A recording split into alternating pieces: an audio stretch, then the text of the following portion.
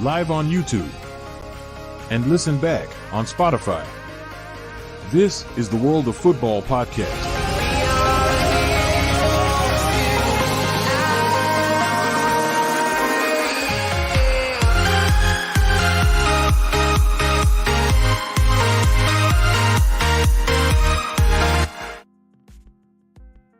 Good evening to everyone watching on YouTube, everyone watching on Twitter, and everyone watching in the bath. Hope you're having a good one, and welcome back to the World of Football podcast. We're live on YouTube and also listening back on Spotify as well. Hope you've all had a good week. Apologies that we weren't on last week as well, but what a controversial, mad 2 weeks it's been. We've got some stuff to dive into tonight, including a very, very big debate at the end where this one and this one have two completely contrasting opinions. So we all know that's going to be fireworks. And this man has a little excitement, not excitement, announcement as well to bring on very shortly. But aside from that, to get the show on the road, Mr. Reece Russell, how are you doing, sir? I'm very well, thank you. You can call me Mr. 2 weeks off because I'm on holiday from work. So that's me. Obviously, as you can see, came into tonight's show with a haircut, so that's done. Rebought a Nintendo 64, so I've went and done that and bought some old vintage games. Great weekend for content and wrestling. I've just been chucking content out on my own channel, so I've just been blasting that. And I've obviously got an announcement for tonight's show, but obviously apart from that, we've got to dive into all this. It's going to be fun. We'll see how it goes. What's up, King of Chaos is in. What's happening, all right? He wishes. Mr. Julio Lashley. I can't wait to have him back on the show. Oh, chose exams over why that one took so long to come in. Yes, it is. Mm-hmm. Looks absolutely fine. I know. Come back on soon, Julio, man. Come on. He chose exams over this. Shocking behaviour. Nah, he's getting a forfeit when he's back in at the end of the day. But before we get the show on the road, we have a couple of business end things to do. I'm gonna start very quickly with Reece, who's got a bit of actually one even bigger thing I gotta announce. Get subscribed to the weekly Steel Chair. This man's been smashing it recently. Yeah, 126 now actually. Well over 70. It looks more dynamic. I'll take it. It works for me. Yeah, 126 subscribers now, I think I'm on. I might be. Let me just double check. Yeah, 126 subscribers. My views are now just under 20,000. I've got 118 watch hours. Fantastic. Yeah. Absolutely well deserved. But we're kicking at the moment. Yeah, absolutely. I mean, what a time with Backlash coming up as well. And obviously after that insane WrestleMania, boy, now is the time for content, and fair play to Reece and the team over there. Guys have been absolutely smashing it. But aside from the weekly Steel Chair, which is always fantastic, what's your announcement, Reece? Announcement on the channel. We've got our quiz coming up. It's been a little while, so we're going to run with that. And quiz, date-wise, we're gonna do it. Should we do it next week's show? Yeah, next week's show is the quiz. So as I'm on holiday, I get a full week to prepare it. So we will be here live. We might go a little bit earlier next week. I think it'd be easier so we get more time. Yeah. If you want to be on the quiz, we'll put it on our Twitter account as well, and we'll share it around. If you want to be on the quiz next week, just drop some comments in, and you'll be involved. And we'll love to get you involved. We'll see if we can get Doug. We'll try and get Josh because he never takes part. It's been 2 years. He's got to be on the quiz someday, hasn't he? He's got to. He's got no other option. But we're gonna see what we can do. Yeah, we'll see if we can get some of the other boys on there as well. Boy, are we going to absolutely smash it next Monday as well as we get into the summer as well. We've got Euros content coming up. We've got what a time to have a quiz, and everyone knows this man smashes it. He's going to make it hard, and that is what we love to see aside from that. And then the other business end of the thing as well. So, I'm not making it all about me, but I do have one big thing to say just before just before everything starts, and this is just in terms of the stream tonight. If anyone's been, I'm not going to mention what has been happening on Twitter the last couple of days, but if anyone's been hovering around Cardiff City Twitter, you're going to know exactly what's been going on there. And with some of the comments, I know there's a potential, but obviously not a full certainty that they're going to filter in tonight. But if there's any like questionable comments, etc., at the end of the day, we can take people's opinions about it. I'm not going to mention the subjects for obvious reasons. If anyone mentions certain things or anything that's a bit questionable, it's going to be an immediate time, guys. We're not going to tolerate it tonight because some of the things that I haven't seen this, so I'm in the dark. I'm in the dark, so I haven't actually got a clue. I honestly haven't got a clue, so I'm in the dark. All I'll say is it revolves Cardiff City and non-fans. So, and that's all you need to know. And there's been a lot of things being said. So pretty much, I don't go into both sides here, unfortunately. Drop in the private chat. Drop in the private well, I absolutely will. Just so I know what you're talking. Just so I know what you're talking about now. At least I can hang me at that. So. But yeah, if any of the mods are out there, straight on to timeouts, please, guys. But starting on that, going into the true business end of the podcast, we're going to start off with the FA Cup final yesterday. Not the FA Cup final. What am I on about? I'm going too far ahead of myself, guys. Boy, I'm excited. The FA Cup semi-final between Coventry City and Manchester United. Man United flying towards the start of the game and then just completely crumbled, letting Coventry back in 2-3-3. Then when went into extra time as well. Really poor Man United performance as well, just letting Coventry have everything. Then we had the disallowed goal. Absolute clanger of a decision. At the end of the day, no matter which angle you look at it, the lines were drawn over the Coventry players' feet. Just so much controversy, and then Man United ended up getting a victory, I thought. And just to get my certain things out on the line, I thought Anthony's behaviour was absolutely disgusting at the end as well.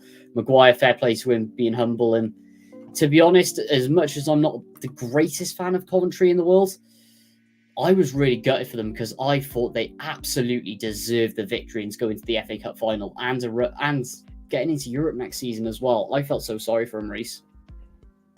Yeah, by circumstance, like I thought Coventry played really well to get back into the game. They certainly at least fought for it.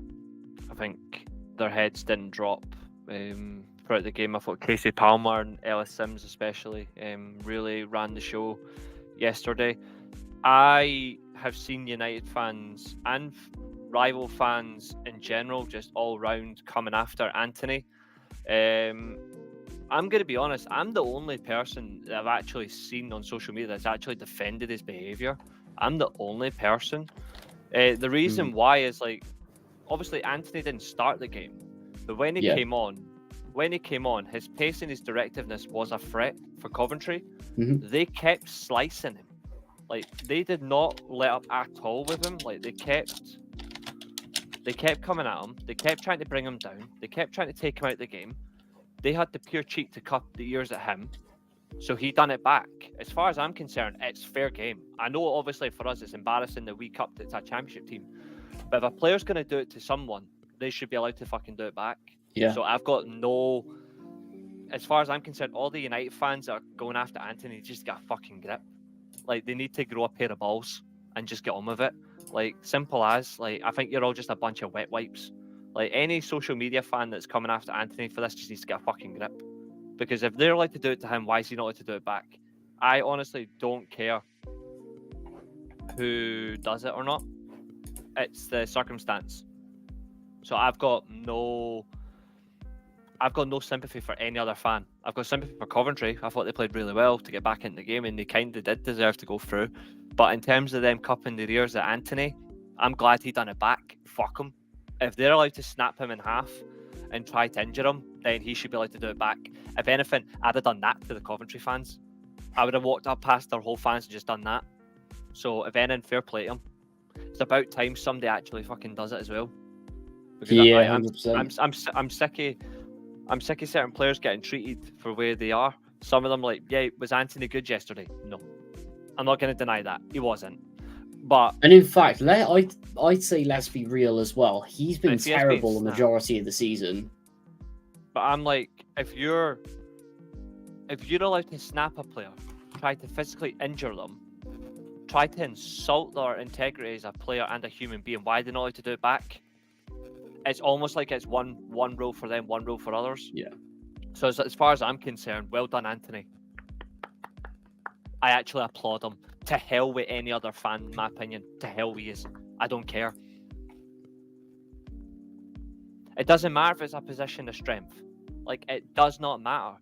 If we done it at the same circumstance of 3-0, it would be just as insulting. Like, it does not matter to me. Like, if you do it, you're entitled to get it back. If you can't take it, then don't do it. Exactly, and that's where we see the hypocrisy come from, like, everywhere. And the only thing that I will say was I was kind of shocked when that winning goal went in the penalty shootout. How, except for Anthony, of course, but the rest of the Man United team, they just didn't seem bothered. I know that the celebration police is going to come out at times, but at the end of the day, you're through to an FA Cup final. I know Reece hates the term "magic of the FA Cup," but yeah.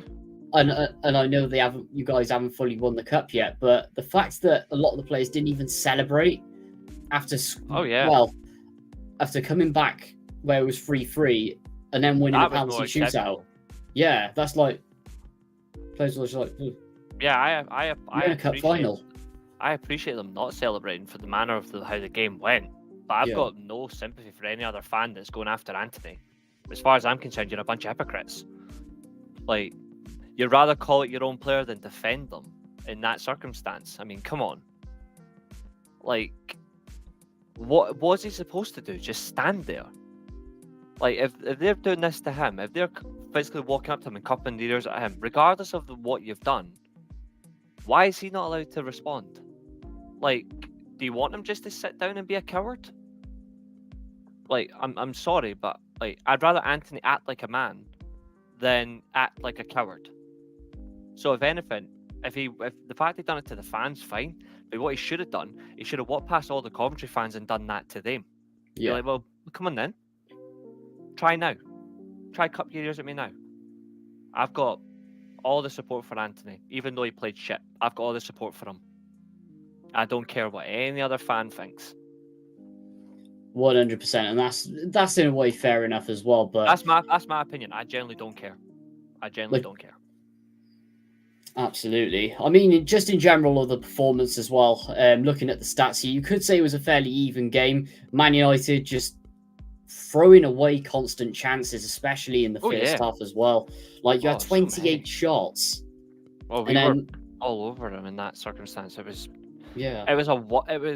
effectively a one-horse race for the first 25-30 minutes. But again, Jesus Christ, defensive discipline and tactics are non-existent. I completely agree. Like, Roy Keane after the game was absolutely spot on. Like, we're going to lose 7-0 in the FA Cup final. Yeah. He didn't say that. I'm saying that. We're going to lose by a big margin in the FA Cup final. Because you cannot play in moments. Again, in a cup final, you've got to play consistent the whole game. Do I trust this team to do it? No.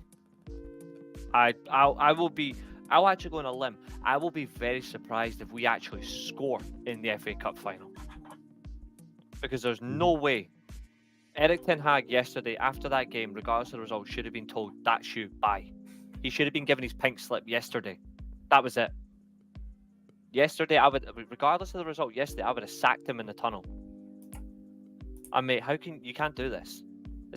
I don't care if it's a championship team. You can't bottle a lead like this. Doesn't matter who's available. Doesn't matter if you put fucking Steve McLaren as temporary manager until the end of the season. Yesterday was unacceptable. You cannot bottle a lead like that. Yeah, the players are just as bad. They need to be questioned. They need to be looked at in the summer and be sold. But the manager, his tactics, awful.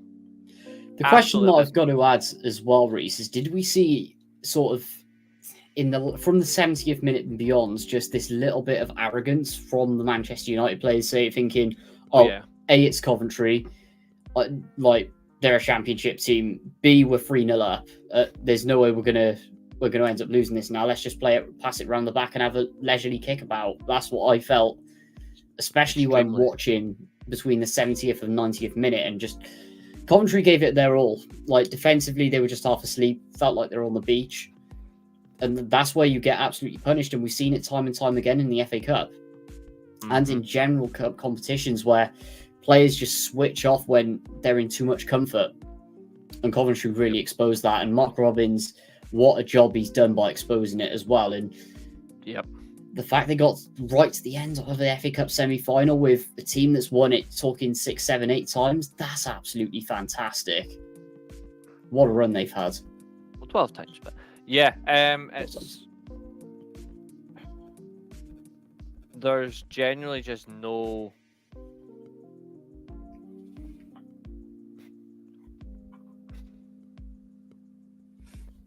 Yesterday really exposed the fact that there's genuinely only 4 players at this football club I actually would keep in the summer. There's only 4, maybe 5, but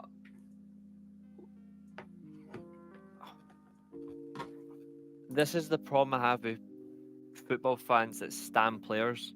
Is they will not allow those certain players to be criticised or held accountable. And I'm like, that's a massive problem. And I'm seriously at the point where I would, in the summer, genuinely, we need to spend huge on the defence. Like, and I'm not saying 200 million on a defence, I'm saying 300. This defence needs properly fixed in the summer. Forget the midfield, forget the attack. If you want to add a defensive midfielder beside Kobe Mainoo, no problem. But in the summer, I'm demanding 7 new defenders. Wow. I want a whole new plethora of fullbacks, and I want at least 3 centre backs. I know that sounds insane for a demand, but I don't trust this defence at all. It needs overhauled completely. The only defenders I'm keeping is if we replace the medical staff, we keep Lissandro Martinez, and we keep Diogo Dalot. Kamwala is a good player, but he needs to go out on loan. Yeah, needs developing. Luke Shaw needs to go. Varane needs to go. Maguire needs to go, even though he played well yesterday. He's just not consistent enough. Wan-Bissaka needs to go, or Booker T as I call him, because he was doing fucking spinneroonies yesterday. Malasia's never coming back. As far as I'm concerned, bin that defence and just restart. So the question is, I know we touched on it before when we did the Excel spreadsheet on your keep and sells. Realistically, combined with the sales that you're thinking, how much would you expect to come in for this defence? For that's defence. Kim Kardashian's plastic arse is probably more expensive than this defence. I actually don't know, but it might sound overly reactionary for me, but it's not. I've consistently called out this defence, and I generally think it needs to be overhauled to a fundamental degree. It's genuinely not good I'd enough. say that's generous, Julio. It's not good enough at all. Like, Lindelof, I assume, is already going to go anyway, so that's what I can be bothered mentioning him. But this defence really needs to get overhauled. I don't care who the manager's going to be. If it ends up being Thomas Tuchel, fine. Like, whoever it is going to be next year, honestly, just focus on one area and reinforce it. Just fix the defence this summer. I can take midfield being strengthened later. I want that defence fixed first, because we ain't going anywhere if we don't have a defence. The amount of goals we've conceded this season alone and the shots we've conceded is unacceptable. You cannot be a big club and concede 600 shots. Like, that's not acceptable at all for anyone. If you're a club like Sheffield United, then 600 is expected. If you're a club like Man United, 600, it should be a third of that, at least. It should be 200, 250, because you're going to have bigger teams come against you. This is just way, way beyond saving. And Ten Hag ain't the man to do it. He's not the man. 100%. And obviously, with the questions that are there with the Manchester United hire out Ten Hag, etc., etc., Julio did raise a really good comment about especially with your fan base as well, that all saying, oh, Ten Hag needs to go, etc., etc., and then never offer a credible candidate. For example, the links with the people saying Gareth Southgate. I'm sorry, but anyone who thinks that is just being extremely reactionary over Ten Hag and just has that England bias there at the end of the day. But I know how much you love Thomas Tuchel, but would he be your first option? He wouldn't be my first option, no. But I wouldn't say no to him. I know a lot of people are hesitant to bring him in because he's not a league manager. Yeah. True, we're not a league fighting team right now. We're more of a team that's more best suited for a cup tournament. And I think when you look at domestic knockout competitions or even continental competitions, he's got a good record. I think he would be a wise choice if we're fighting for cups and looking to build a team to win the league. I think he would be a good starting benchmark, and he does get teams set up defensively really well. Yeah, his Chelsea team may not have been as expansive as much as it could have been, but Thomas Tuchel isn't a manager that doesn't ignore attack. Like, he actually does make teams attack well. It hasn't worked particularly well at Bayern, but his Dortmund team was extremely good. His PSG team nearly won the Champions League. Lost to the guy who is one of my top picks in Hansi Flick's Bayern. Yeah. But I think the right circumstances, you get him in. For me, it's this summer it has to be a German manager. It's not going to be Nagelsmann. I think Flick's going to go to Barcelona. So if it's Thomas Tuchel, then I'll take Thomas Tuchel. If we get Potter or Southgate, then you can forget any form of improvement. You can forget any form of competition. We'll be in a top 10 race for the next 3 years. Mm-hmm. That's a good point. But I do remember you saying, Reece, so for example, if you guys get Thomas Tuchel in, realistically, with the amount of rebuilds that we've seen since the 2012-13 season, Alex Ferguson's last season, being obviously realistic, what time is that manager going to get? Because obviously you've got that desperation for trophies now. I think the likes of Berardi and Ashworth, etc., and Wilcox, obviously, because he's not long just come in. I think the one thing you're going to get from those two is those three, and Sir Jim Ratcliffe, they will back it, their manager, like whoever they come in, they will give them the time, but they'll also demand at least an expectation to win something. I think, because bearing in mind as well, when Dan Ashworth came into Newcastle, look at how quickly the turnaround came in. So bottom when their new owners came in, straight into the Champions League, and it was just securing that top four finish to get the Champions League funding, the credibility up there. Yeah, and ultimately that seems to be his attitude towards things. So with United, could we maybe see, for example, I don't know, a European run? Might not be the case that you guys get European football next season, but yeah, what sort of approach will we see from Dan Ashworth, do you think? I think what you'll see from Dan Ashworth is you'll see United be defensively sound, and they'll look to realistically pressure teams. I would say 2 years is probably the longest they're going to get. I've seen that. I've got the game on the background. To be fair, I kind of expected Inter to win anyway, but I mean, to be fair, it's a Cherby score. It's not like it was anybody important.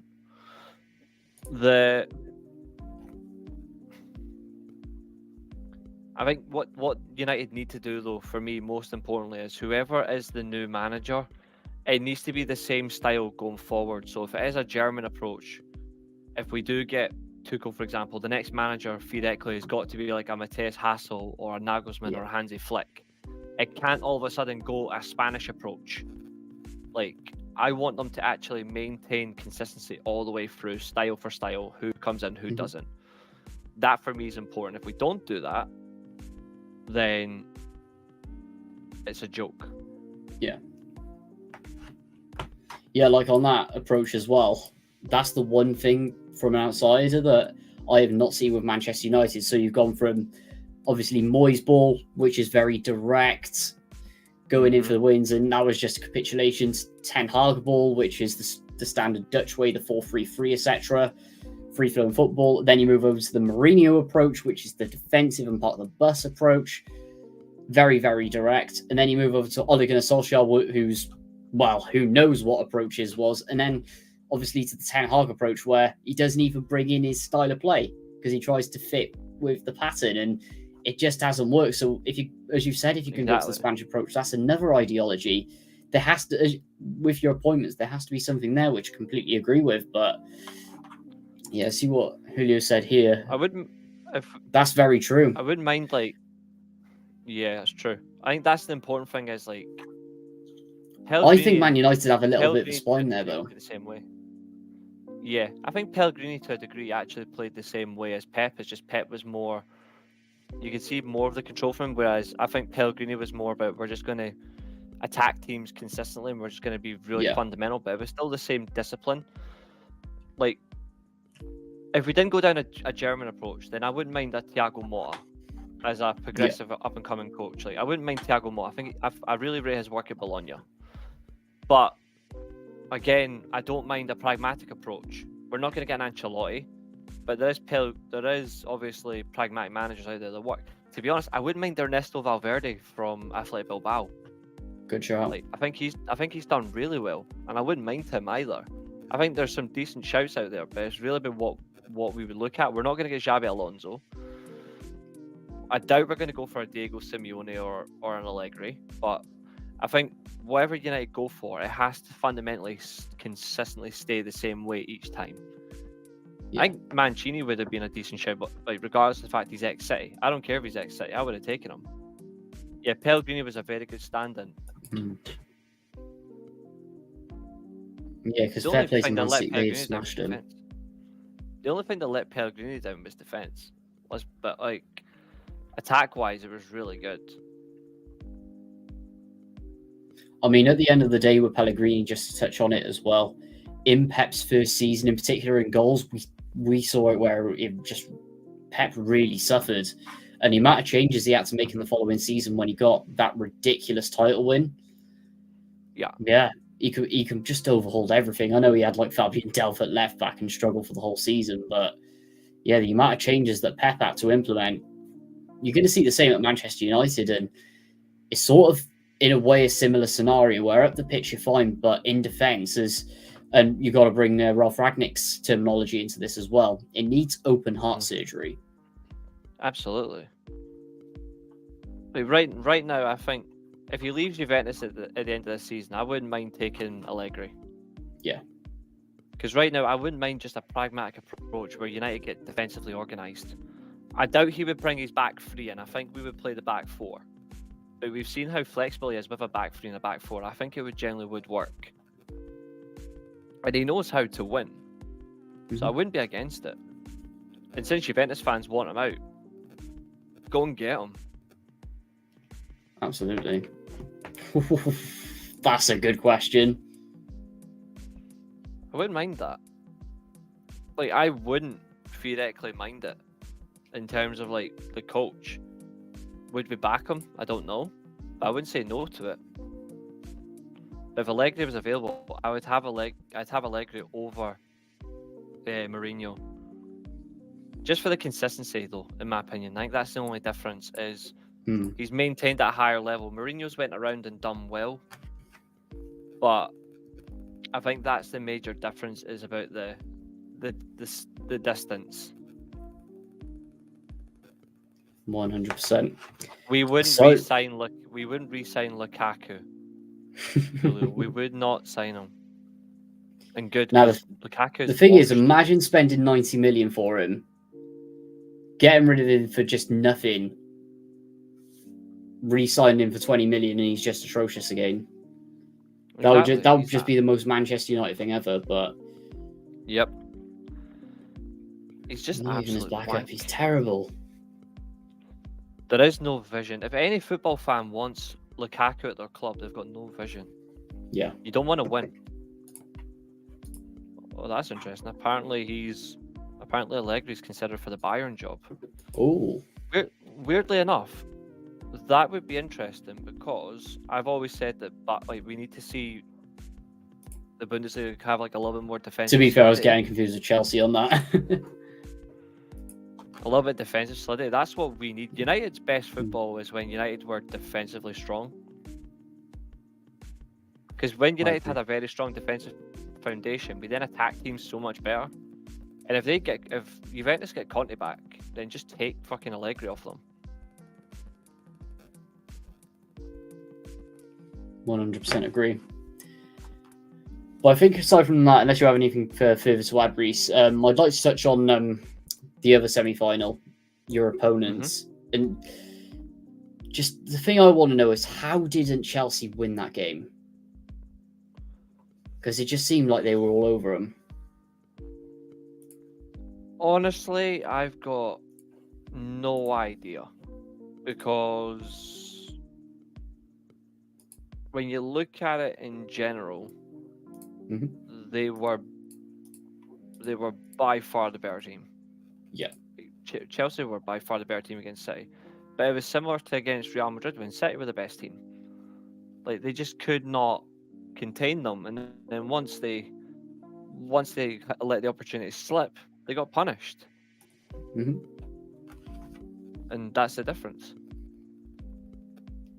Yeah, I completely agree. I mean, just looking at some of the chances, and the one thing that you got to say as well, and the thing that they're going to struggle with now, Chelsea, is losing Cole Palmer. That's going to cement them straight into the middle of mid-table, 100%. But I thought just Nicholas Jackson was terrible.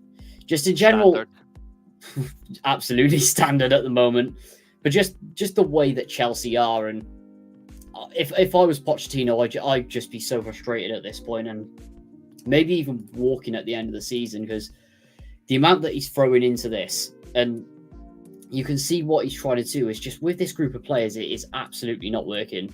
And fair play to City, Pep Guardiola just knows how to kill off games at the end of the day. Yeah, exactly. And it's just the circumstance being how they failed. That's all 100%. it is, really. But yeah, moving on now to the FA Cup final in a couple of weeks' time. I know it's a rematch, but boy, this is going to be an exciting one. And sadly not for Man United fans, because Man City are coming for you at the end of the day.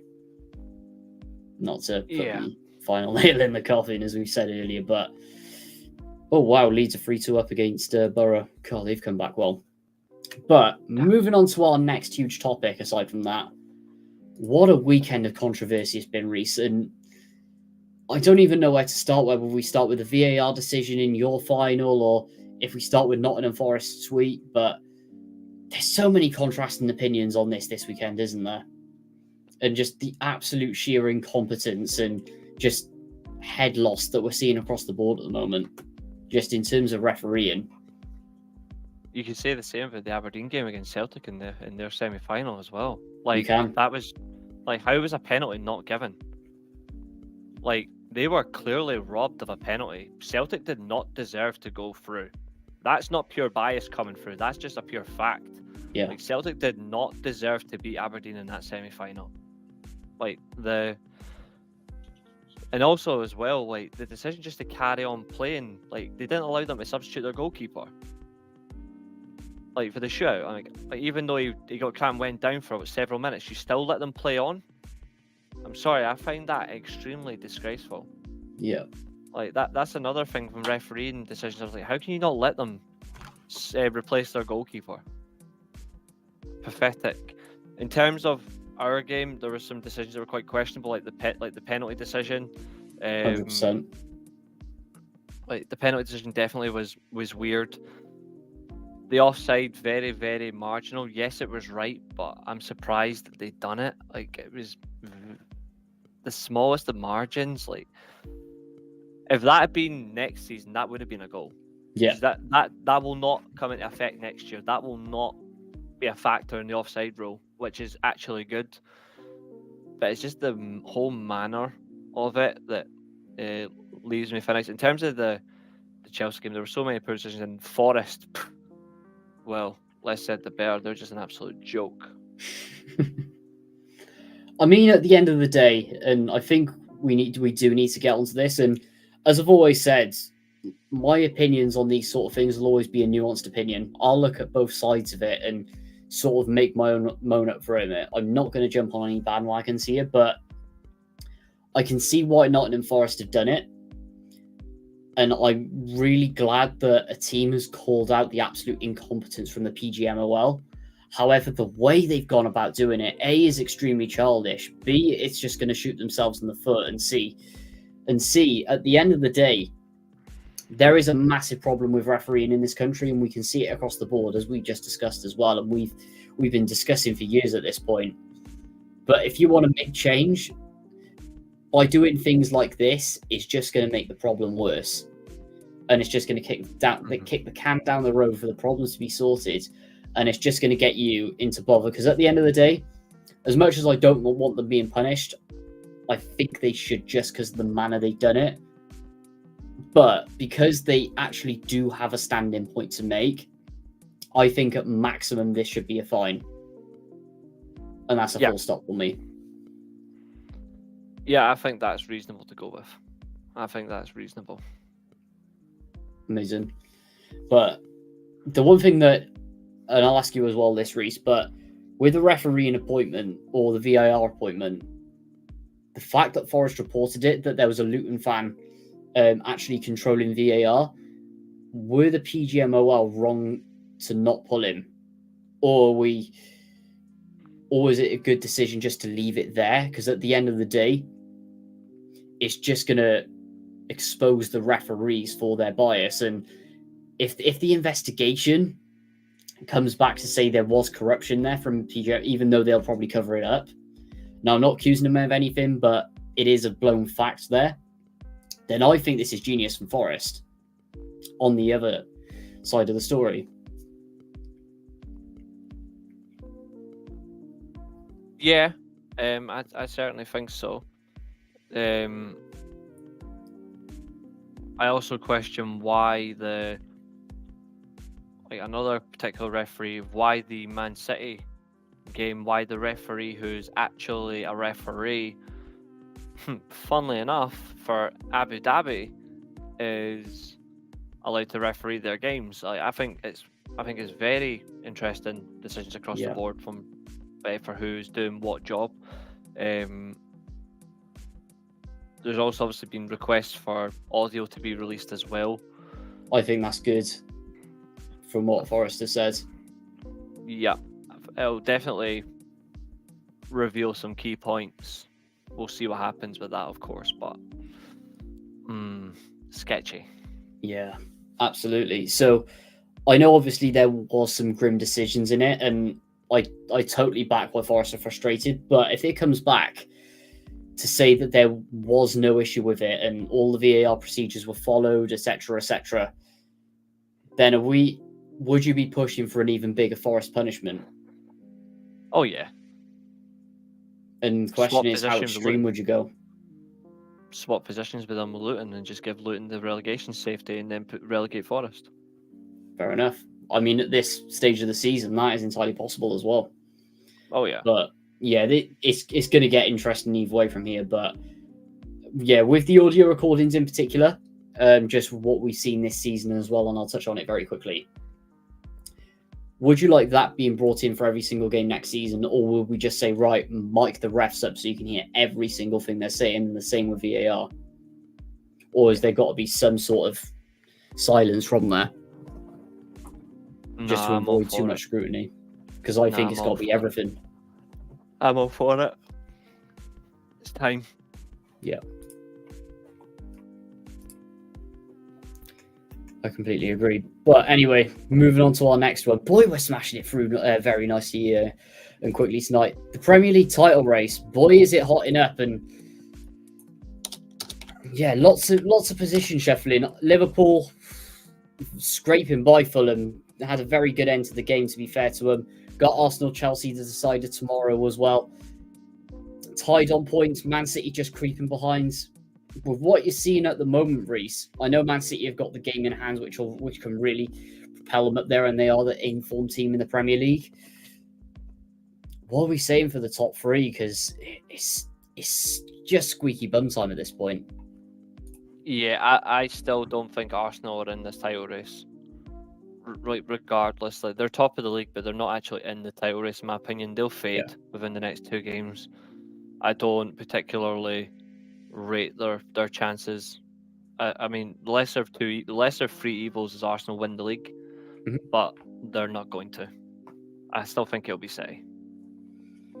100% stuff. So, in terms of this, then, because we said that Arsenal were the biggest bottlers ever last season, is this another bottle job problem? Or could you consider this as a good season for Arsenal?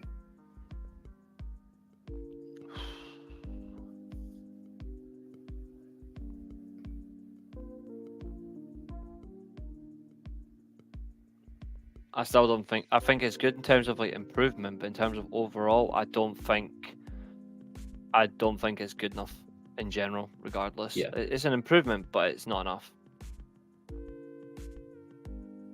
Still not enough. Agree. Because at the end of it's a tricky one, I think, on my hands. But with Liverpool as well, the fact that it's Klopp's last season, and I know that it has been a difficult run in and they have had injuries and stuff, but I just find it absolutely hilarious that the credibility of Klopp's last season is exactly the same as Swansea in 2012-13. That's just hilarious. Oh, it's funny. It's funny as hell.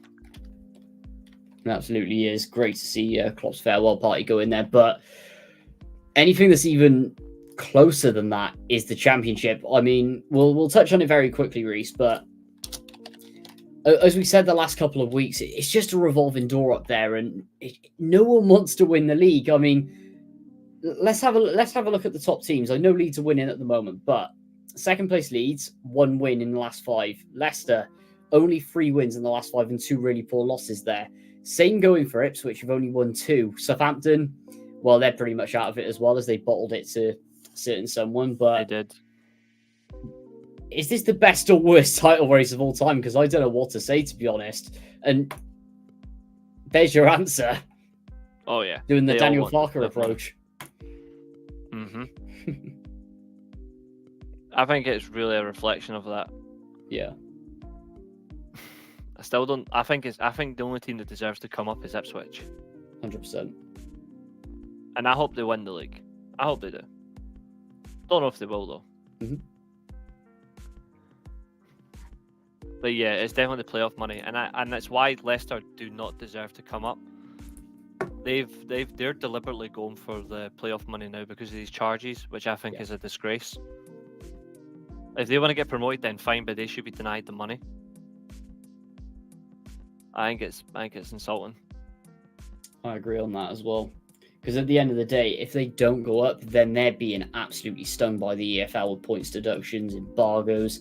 I think they might even get also a contract embargo as well, which is going to absolutely ruin them for next season with the amount of players they've got going out of contracts. But yeah, it's difficult because at the end of the day, it's gonna come down to just fixture strength. Like Leicester and Southampton have got to play each other midweek. For me, if Leicester win it, they're in the Premier League next season. If Southampton win it, then I think that makes them there for the playoffs. But before I round up my Championship section, cheer up Russell Martin. Oh, what can it be? But anyway, that's enough of me on that area anyway. But there's one team that I promised Reece to discuss aside from that, and we're gonna go over to Germany. Yep. One of Reece's favourite leagues in Europe. Florian Wirtz in that incredible title-winning game at Bayern Leverkusen, scoring the hat-trick. Leverkusen is still on, bearing in mind, guys, for the domestic treble, and also to be invincibles in the Bundesliga. What a season they've had, Reece. First of all, Bologna beat Roma 3-1 tonight. Wow. Yeah. What is happening to Roma? They've cemented, I think that's them cemented 4th, in my opinion, Bologna, and they're 2 points behind Juventus. Fair play to them. That's juicy. That's juicy. In terms of like Leverkusen in general, just extremely impressive. Like the team in general just know what they're looking for. They've got great will to win. The coaching is fantastic. I think they've done that really well under Alonso. He knows how to set his team up. They still attack teams throughout the whole game. They control the possession. Their passing is effective. And it's the fact that they will play till the very end. Like, you cannot seem to beat this team, and they are going to do history. I think Bayer Leverkusen are going to become the first team in history to win, to win all 3 competitions that they're in without losing a single game. They will create history at the end of the season. Yeah. They will not lose for the rest of the season. I don't see any team beating them. Mm-hmm. The only team that nearly almost done that was Ajax 30 odd years ago. If Leverkusen do it, Leverkusen are the best team in history. Yeah. Like, regardless of what team's done the sextuple, or what team's done a treble, or whatever, no team has ever done this kind of accomplishment before. If they do it, they go down, in my opinion, as perhaps the best team in history. And this was a team that's only been managed by Alonso for 18 months? Yep. Like, that says it all. A year and a half, and he's close to doing history. His first full season, and he's winning a fucking league title. Unbelievable. Florian Wirtz is absolutely incredible. Like, I said it a couple of weeks ago. People were writing off the Germans about winning the Euros. I dare you to write them off now. Yeah. Like, for me, I think they're winning it. That title winning game, the 5-0 victory. I know I've always liked Florian Wirtz as a player, but I think that particular game put him on the map as being one of the best players in the Bundesliga. Not that he was already anyway, but B, just attacking the field in the world. Just one of the best players in the world. And on top of that as well, do you agree with a valuation of 150 million as a selling price? Because I'd even say more, 175 to 200 for him, just with how on fire he is at the moment. Potentially, the numbers would seem reasonable, but again, is he worth more than Jamal Musiala? I don't think so. But I think both are on a similar high level. Yeah. I think those two are going to have an amazing Euros. Like, it's going to be very hard to stop them this summer. I completely agree. Are we going for either one of those as our players at the tournament? That's the question, because I think they're going to be in for a shout. For the Euros? For the Euros, yeah. I think player of the tournament at the Euros is going to be Toni Kroos. Wow, that's bold. Mm-hmm. I think Toni Kroos will be the player of the tournament. I think best young player will probably be Musiala. Yeah. I think Wirtz has got the chance to be the goal scorer, even though Mbappe is probably the favourite. There's just something about these young German players come through where they've got so much confidence. And people have wrote them off too early, and I was like, you cannot write... If this had been a year and a half ago, and the Euros were literally a couple of weeks away, then I would understand it. Because Hansi Flick's team was inconsistent, but they were still winning games, but then a big slump hit and then they didn't recover. Yeah. Nagelsmann's completely turned this team around. So I think they've got an opportunity there to do something. Yeah, I completely agree. But we've got such an exciting couple of months coming up, haven't we? I certainly do. Oh, stunning. Look at that. Got that for my birthday. Good, lad. Ready for the Euros. Good, lad, indeed. It's just a shame that I don't get to wear this madness. But we won't go there any further. I've had my rants on it at the end of the day. But God, we streamed through everything so quickly tonight. But we're going on to our biggest topic of the night. And that is in relation to the scrapping of the FA Cup replays. And the biggest one. Yeah, how was it, Reece? We can't believe we missed. Yeah, by the way, everyone in the chat, as we just about sadly missed it with just commitments and everything, say a happy birthday to Reece in the chat, guys. Yeah, you did. No, it was all right. It was quiet. It makes us all feel bad now. Yeah, it was quiet, to be fair. It's exactly how I like it. It was nice and quiet. It was good. Excellent. But anyway, where were we? So, if anyone's been living under a cage or under a rock or off the face of this earth, I don't know, someone who's found Kevin Dunn, not a clue.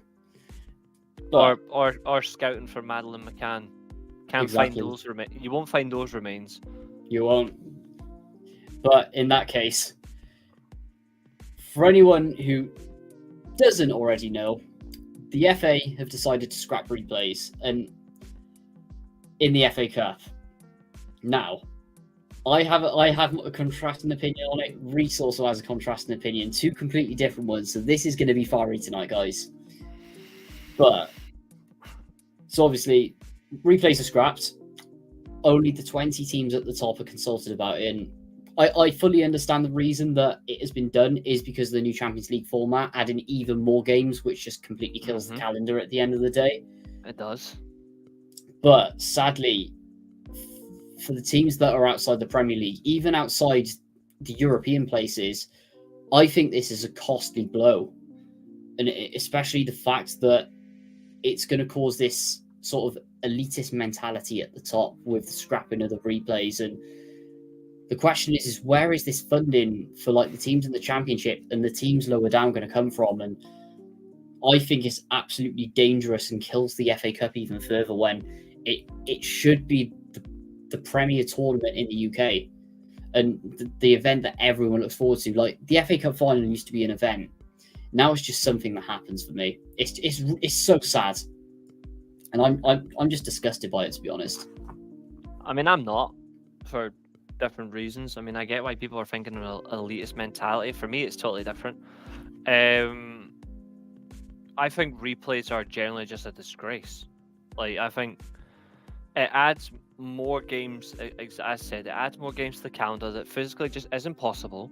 Players these days are expected to be so damn fit and look after themselves. It's not easy to manage that level of run out, and you can't always rotate game to game, so those players are going to be absolutely dead.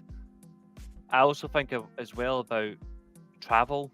It's not feasible to do a replay and it to go back and forth. I think it really takes away element of control. I think I have alternative ideas for what they should do. Like for me, for example, I think the lower league clubs should always get until the clubs in the higher up in the Premier League come in like rounds 2, rounds 3, even round 4. I think if you're a lower league club, you should all be getting the TV time anyway. Like BT, STV, all that, like ITV, Sky Sports and all, and BBC One, all that. Just give all the lower league games on TV and just blast out. But also, if it's a lower league club hosting a championship club, or it's like the Vanarama hosting a League 1, League 2 side, then put those games on TV so they can actually get the TV money. Yeah. I think, and I also think as well that just like the Carabao Cup, we don't need extra time for these games. The only time we need extra time, in my opinion, is if it goes to a quarter-final, a semi, or a final. I think the first rounds 1 to 5, round to 6, or whenever it is before the quarterfinals, I would just do right in and then go straight to penalties. For me, in the first 4 rounds of the Carabao Cup, that's where they've absolutely nailed it, and we've seen some exciting shootouts there, and it really, it does protect the players. So I completely do agree with that stance. It's just, I think with the way that the replays have always been in the tradition of that, where a lower league club scraps to get that draw, to get that tie, say for example at Old Trafford, at Anfield, at the Etihad, at the Emirates, for example, and then gets half of the TV money. And I think the prime example is we saw it with Exeter all those years ago, where that tie against Manchester United really it saved them from going bust. And we've had that in many a scenario where just a very small cup run, but then having the luck of the draw on your side, the ticket revenue that's come from that can save a club. And ultimately, yes, I do understand that there is question and just sort of this looming concern over the replays, and I understand it from more matches coming from European football competitions. However, for me, I think there's other areas that, in sort of other scenarios, that we can reduce games instead of doing it directly from the FA Cup, the Premier Cup competition. Like one of my thoughts personally is, why don't we reform the Carabao Cup to reduce their games first? look I into would- the League Cup. Like I said about the Carabao Cup, 4 or 5 months ago, just do exactly what we do here for the Scottish League Cup. Just make it the first set of rounds. Just make it a group stage tournament. Yeah. Just make it group stage, like North and the South. Get them separate them into separate groups. Just play them out and just get on with it. And then if it's if it is North versus South, for example, put 3 or 4 groups each if you can fit the night, because there is 46 clubs, top and bottom realistically. Just have it's 46. So you got there 4, 42. 5 groups, maybe 5 groups of 6 or 7 teams, maybe, and then just have the top 2 teams progressing all the way through. Just there you go. From the North, the top 2 teams from their groups go through. Yep.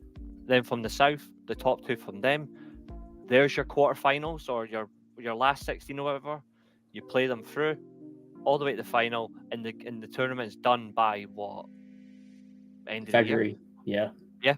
Theoretically, you could have even extending it could be a good option, because at the moment, especially if an EFL club gets really far in the cup, that could be just as much games as playing in a European tournament, considering you've got a longer season than the Premier League, and the fact that also if you're competing in the FA Cup, that's an absolute huge number of games, especially if you do 2 really good cup runs. Up here, for example, after you do your pre-season, if you're not competing in Europe, you'll go into the League Cup group stages and you'll play your group games before your season even actually starts. So do that. I would just do that. I would just have the Carabao Cup games played after the pre-season. The teams will be ready to go. You play your group games, then you don't play knockout games until, I would say, maybe October. Yeah. I'd give 2 full seasons of you introduce the FA Cup. The European games start. You've got the league. You bring in the Carabao Cup in October, maybe start in November. Then you do the first set of rounds there. Wait 3-4 weeks. You play the Carabao Cup again. Then you finish the Carabao Cup in, the end of January, maybe. You do it like that. That's what I would do. Start the groups after your pre-season in the summer. Give 2 months away from it. And then slowly, gradually bring it in, so you can let other competitions fill up. It's so much easier. Yeah. And I wouldn't even do them midweek. I'd do them at the weekend. 100%. Plus, that allows for more domestic football in midweek. But then that brings on another opinion as well. And rest for all teams involved. Every team should be allowed proper rest and a break.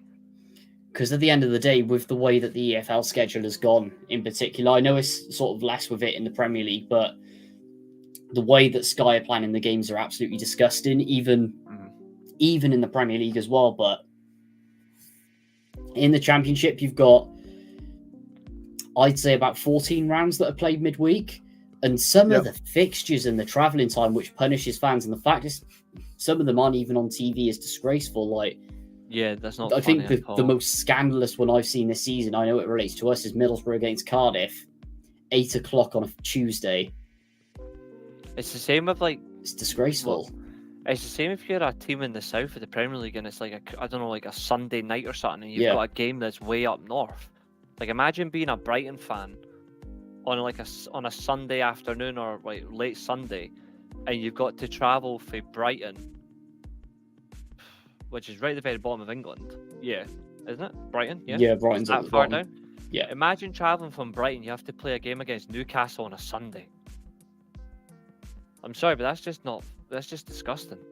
It doesn't put fans first, because at the end of the day, there's no trains, there's no way of fans getting up there. They have to rely on supporters, and most of these fans are working the next day. It's sad. And they do this over the Christmas period as well. It just shows they don't care about fans. Yeah.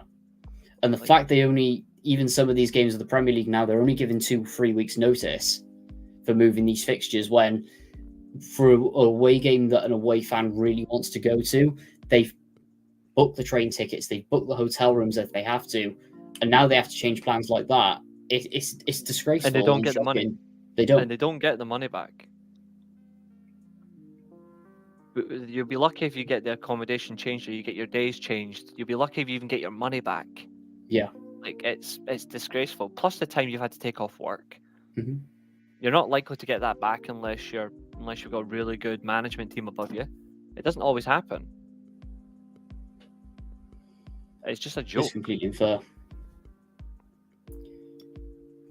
But yeah, something sort of changed, especially with the new TV deal in the EFL as well, where it's over 1,000 games.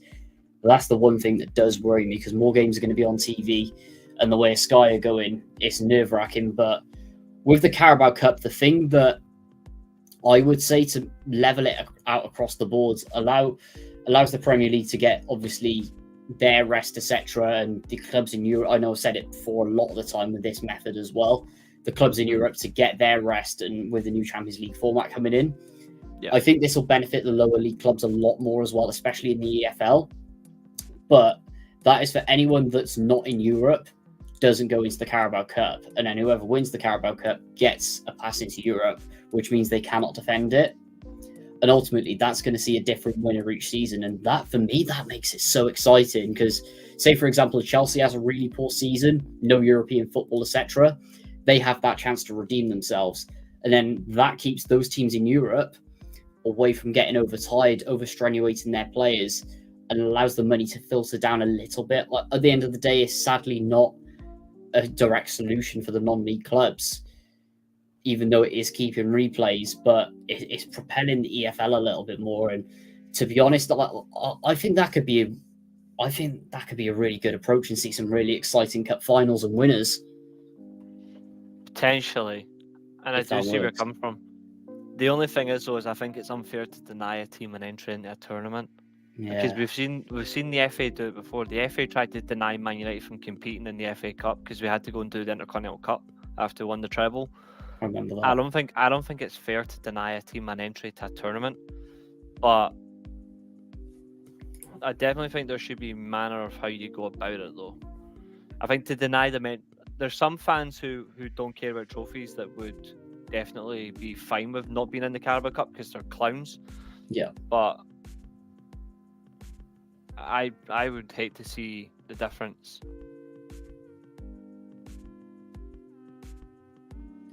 Yeah, I totally agree. Yeah, it's a tricky one at the end of the day, but now they've implemented this, the one sort of closing thing on this topic I'll give you, Reece, is it's mainly about the lower clubs, and I know I keep dipping on it, but now that the replays have disappeared, where does that money go? And where will the lower league clubs get this money recuperated?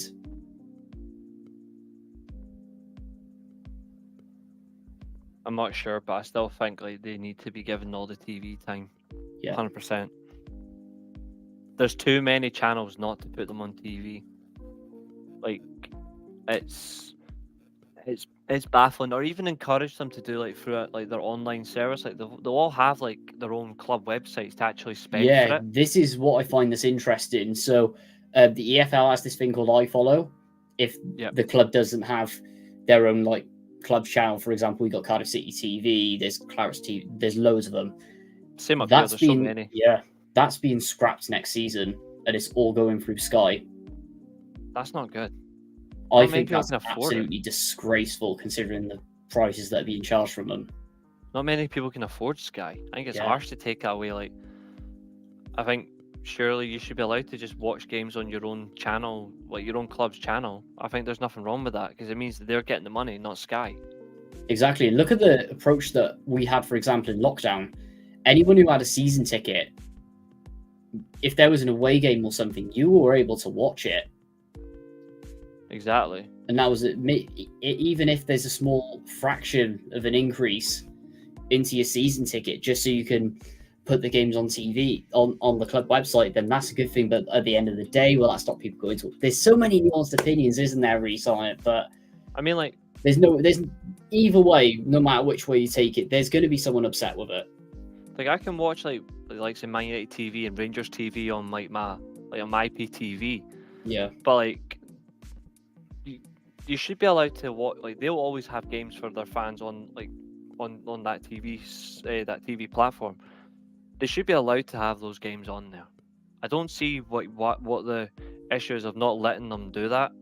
Like, it's not against the people who don't want to watch games on Sky. It's that Sky have robbed people for decades for their prices, and they I continue. mean, at to the end of praise the day, we've actually seen it where footballers are put on their Instagram and stuff where they're watching this game, and you can just see a Fire Stick or like a Hulu stick in the background, Yeah, and it's because absolutely they know. it's sad. It's because they know that fans are being robbed. Like they know they're being robbed of the opportunity to watch their team. Like 3 o'clock games, and you can't even watch your own team unless you have to legally stream it. Thank fuck I've got my IPTV. Like chuck on BN Sports or Astro Sports. I'll be there you go. I can watch Man United versus bloody Bournemouth because it's not on Sky or TNT. I've got to watch it that way. I mean, like it's a joke. 100%. And there's so much that needs to be reformed, and honestly, we could go all night about it. Honestly, Reece. Theoretically, we could.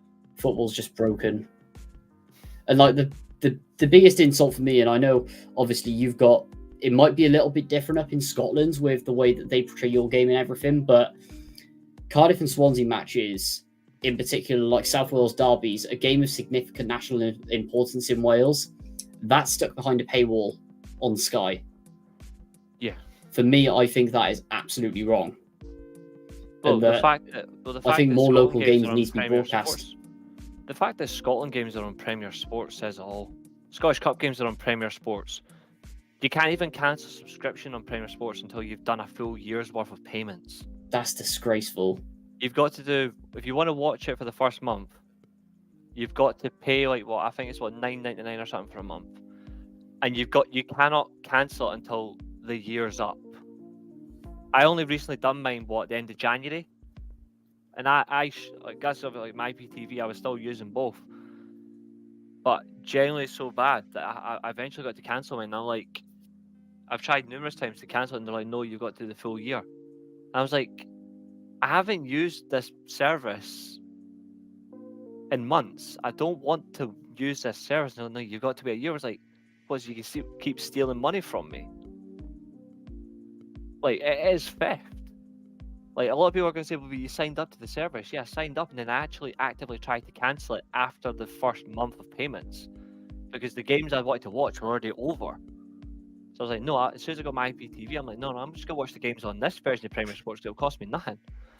But they will genuinely rob you blind. And I actually hate that about like Now TV as well. Like, that's another thing I've got issue with streaming football matches. If you're streaming a game on Amazon Prime, for example, you'd expect the game to be on time, not 5 minutes behind. Yeah. Like, if you're paying for the service and it's on that system, that platform, it should be on time. Yeah, because the one thing that I will add with that is, who remembers my streams in lockdown where there was such a massive delay on Cardiff City TV that everyone was just spamming it in the comments before I even got to see it, and it was coming through on like score notification apps and everything. It's disgraceful. It's insulting. We had that as well during our World Cup streams, our Euro streams. We did. We had that as well. Like, fans were telling us that certain players had scored, and I was like, well, didn't fucking ruin it for us. Like, we're trying to watch the game. Like, we specifically asked, like, we're going to commentate the games, but don't spoil it. Yeah. I'm hoping we don't have that issue in the summer though when we do more Euro streams. But like, I don't want that repetition of people spoiling football matches, especially if it's a quality goal. Don't spoil it. No, 100%. Yeah, if you pay for a service, like, you'd expect for it to be on time, not miles behind where social media has already bounced ahead of you. Like, it's not good enough. And also, I think if you want to use a service as well and they try to stop you from cancelling after you've decided, no, I've had enough, I've hit cancel, or do you wish to stay with the service? No, I want to cancel. One time, just let me cancel. Like, Jesus Christ, not 4 separate questions. Would you like to improve your current buy? No, I'm done. That's the thing that always makes me laugh about whenever you like try and get rid of, like, I don't know, BT or something. It's like, why are you cancelling? Oh, we'll offer you my team's out. I don't need it. I'm cancelling because your service is too bloody expensive. Exactly. Like it's 40 quid to use the BT Ultimate app, or TNT Ultimate, or whatever it's called now. I'm like that. It's Even just stupid. Even just to watch live TV, and it's behind anyway. 40 quid for that is, I know I can pay for it, but it's still expensive to people. Like TV packages these days are so extortionate. No wonder people are going to doing like IPTV or other sources. It's because TV providers are trying to effectively kill people that can't afford it. Like, look So at in my fact, I'm going to total this up actually. Let's total up to see how much it costs to watch football in this country, and I'm talking about can tell you, the standard stuff. How much I spent before I got my IPTV? I was spending £197.80 a month It's obscene. on the WWE Network, Disney Plus, Netflix, BT Ultimate, Now TV, and Amazon Prime. 190 odd quid, 197 some of that. It was a lot. Now it's 40 quid.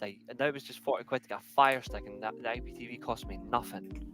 So I'm getting free TV for 110 quid less. Sorry, 150 quid less because it was 40 quid. Aye, so I'm like, it's daylight robbery. It absolutely is. It makes me ill. Like the amount of money that's money that I could be spending on other things that are more important. TV packages are so bad right now. So if you were going to get a Sky subscription with that includes Sky, BT, not BT anymore, TNT Sports. Bear in mind, these prices are on offer as well, because there's currently a Sky sale going on. If you want to watch all sport, it's going to cost you £995 a year. Can suck my dick. That is absolutely disgusting. 900 what? £995 per year. That includes Amazon, BT, and Sky. And bearing in mind, that is on offer at the moment. So £995, yeah? Yeah, per year. 995.90 you said. £995 flat. £995 dead. Yeah. Divide by 12. £82.50 a month. Disgusting. And that's not even including your other subscriptions like Netflix, Disney Plus, Mandalorian. It's £82.91 actually. It's £82.91 actually. I'm sorry, but that's it's a rip-off. I don't care if people will gladly spend that on, like, even people who have not got so much money but they really want to watch sport, they want to watch TV, they'll gladly spend it. But there's other means to watch TV, guys. Exactly. And another scenario on that is I know it's not even covering some football clubs, like ours is the cheapest in the league, but if you were a standard Cardiff fan going for the 995, adds £309 on for your season ticket for Cardiff City. That doesn't even include your away days. Like, I know I'm moaning about it, and I know that's circumstances. It's 1,500 on the top of that for a Fulham season ticket, because it's like 2,400 for a Fulham season ticket now. It is, and that's disgusting. Arsenal's a grand. Arsenal and Fulham's prices are fucking awful. They are. You don't even get what you want from them anyway, because Fulham are never going to do anything, and Arsenal are shit. Arsenal are just bottlers. Yeah. Tottenham fans in disguise. Arsenal are the new Tottenham is so funny. How the tides have turned. Yep. It feels weird when I got that haircut. They actually put an electric razor in my hair and just completely shaved the back and side of my head. It feels so rough, but in a nice way. Fair play to them. It looks banging, to be fair. So does that. Beautiful. Oh, my gran randomly appeared yesterday because my gran couldn't see me because she wasn't well for my birthday show. She appeared and brought me a Harry Potter wand. Oh, what legend! I mean, to be fair, she was going to get me a wand, at least get me the Elder wand, but no, she got me Harry Potter. But she got me Harry's wand instead. Nice. So I'll take it though. Yeah, I'll take it though because it's genuinely so nice. Look at that thing of beauty, mate. I think it's got a genuine. It's got an actual wee stand for it as well. It's tiny. To be fair, I'm just about to order a fucking one of the lightsabers I'm after as well. So nice. To add to my collection. That is the stand. That is weird. That is tiny. God, it's small. That is so small, but it's got Harry Potter actually on the tag. is actually really cool. That it is small though, so I don't know how it's going to work. Mm-hmm. It detaches. There you go. So it detaches like that, which means I'm assuming. There you go. Beautiful. I'm about to order fucking either I'll order Darth Vader's Black Series lightsaber, or I'm going to order Darth Revan's purple lightsaber that turns to purple as well, so it does both. Nice. Actually, I'm going to just do it right now whilst we're on stream. That's the whole point of being a Star Wars fan, is we have our options. Nice. Where are we? La-di-da. What else are we going to talk about? To be honest, I don't. Yeah, we've smashed it. I to be honest, I don't. Yeah, I don't have anything else to say apart from that. Like, I've covered everything I need to say. I've laughed at Russell Martin. I've laughed at everything. Yeah, bon appetit, I guess. It's been crazy. Hmm. In the best way, it has been a really good show. It has. Short but sweet, isn't it? Yeah. But that's what makes it good. Absolutely. And at the end of the day, we've got through the progress. Like, we smashed the date for the quiz as well. And anyone who's watching, anyone who wants to come on the quiz, guys, let us know on Twitter. We're going to share it around all week. We're going to get the hype built for it, and boy, are we going to absolutely smash it on the show next week. So make sure that you guys are there. But aside from that, really shout out your channel. If you have any departing comments, let us know. We've got some exciting week of football, and yeah, take it away, bud. Yeah, for me, the weekly steel chair, more and more content coming there, and also stay tuned for more of my Twitch channel, which is obviously Devil's Rise, but I'm going to rebrand that as well to the weekly steel chairs Twitch channel. I'm going to rebrand it to that as well. Nice. Happy days. And everyone knows where I am as well. 2 massive games, Cardiff City coming up, so it's going to be a quality one. But aside from that, guys, make sure to like us on Spotify, make sure to check out our socials, do what you can to support the channel. And yeah, what a week it's been. Hope you guys have a great week as well. And who knows how much controversy we're going to come back to next week after this ridiculousness of a weekend. Hope you guys have a good week. Absolutely smash it, and we'll see you all next time. Have a good one, guys. Live on YouTube. And listen back on Spotify. This is the World of Football podcast.